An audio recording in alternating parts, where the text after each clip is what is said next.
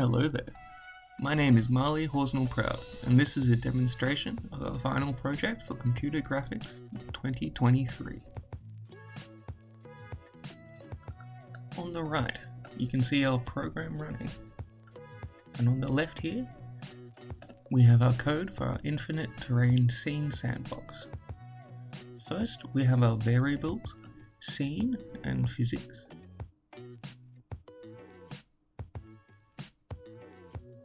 Followed by constructing some elements for our scene.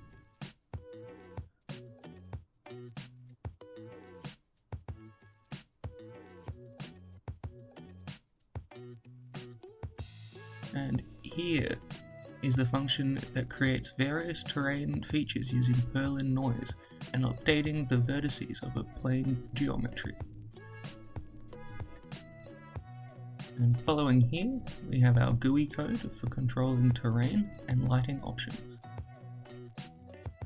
Okay, let's have a look at our Infinite Terrain Scene Sandbox and walk through some features. At the top left, we have some instructions to guide us. Adjust terrain parameters to design the scene.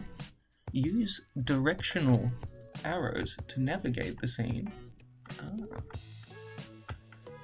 Press Animate Terrain to generate terrain from selection. Use the chaos parameters to change the animation behavior. We have also implemented orbit controls, as you can see. Let's open up our terrain folder and start designing our terrain with the parameters of the Perlin Noise function.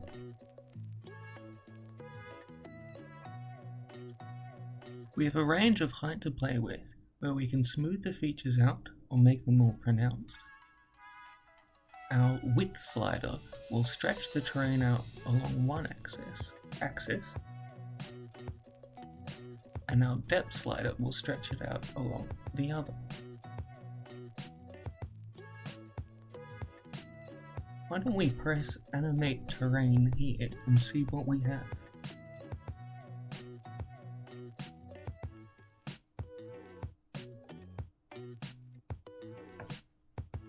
Our navigational inputs still work while animating terrain, and we can use our Animate Speed slider to go faster or slower.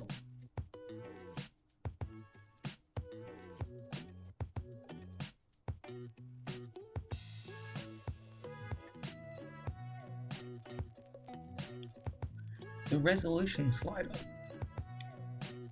allows us to dynamically adjust the number of side and length segments making up the plane geometry, making for a cool low-res effect.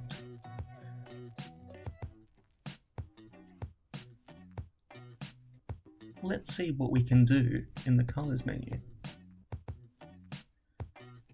Let's randomize the colors and see how we go.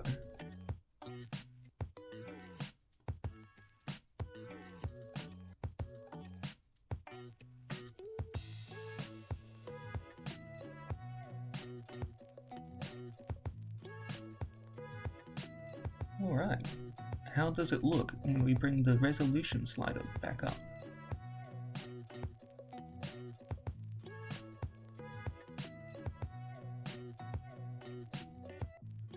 That's certainly different. A few more randomized colors later. Let's revert to our normal default colors and check out the other features.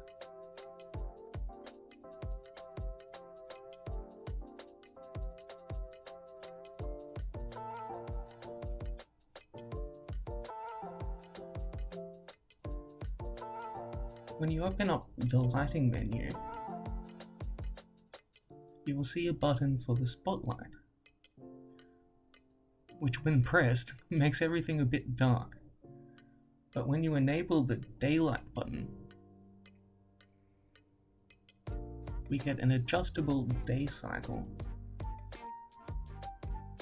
You can manually decide the time for ourselves, or you can select Animate Day Cycle.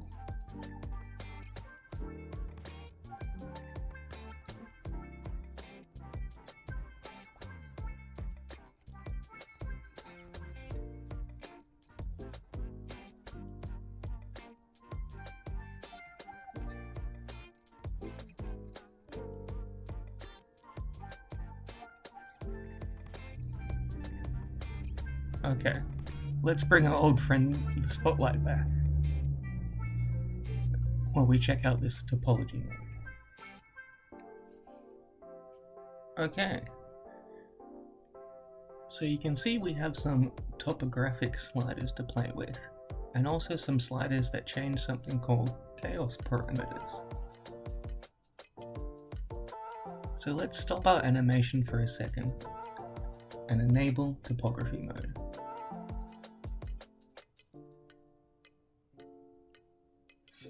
Here we have a very different effect emulating topographical geologic maps and their distinction between different altitudes.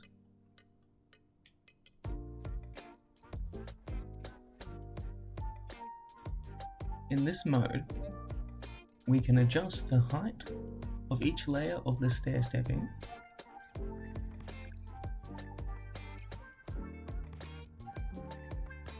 the number of layers composing the geography,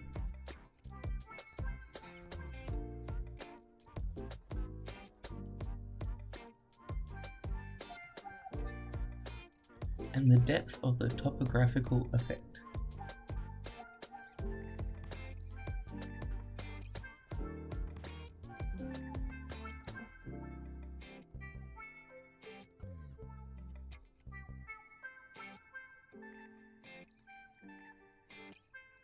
When we press animate terrain again here, you can see that the animation is not quite as smooth as with the topography mode disabled.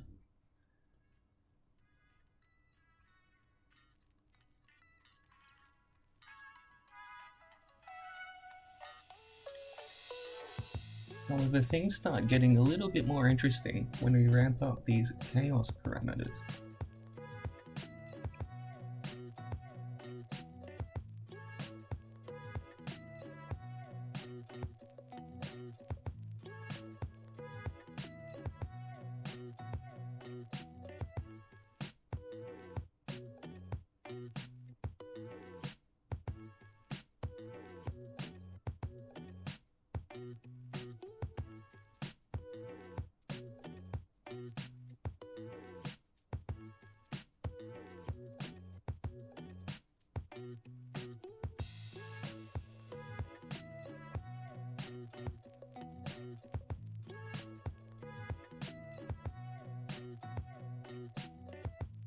What is going on here? Now, ideally, we would have placed these into their own separate chaos mode, but unfortunately we ran out of time for this. But one of my favorite things to do here is to get an overhead view of what's happening. And zoom in a little bit.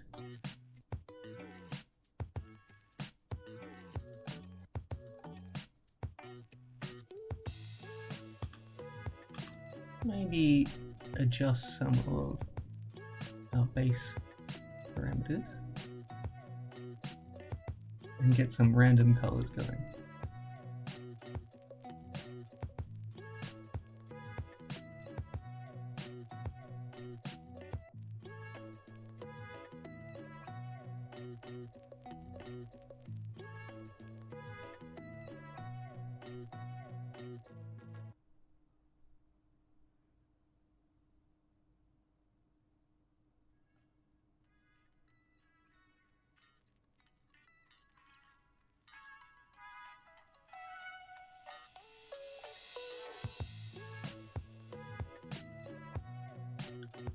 Now, when we press our dice button, we get the dice landing on our terrain. But we couldn't quite get the interaction between the modified terrain and the dice working in time for this assessment.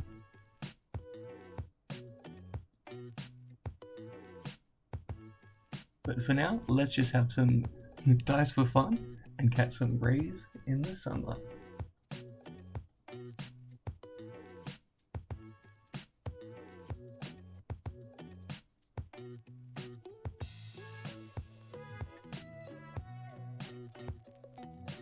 There we go.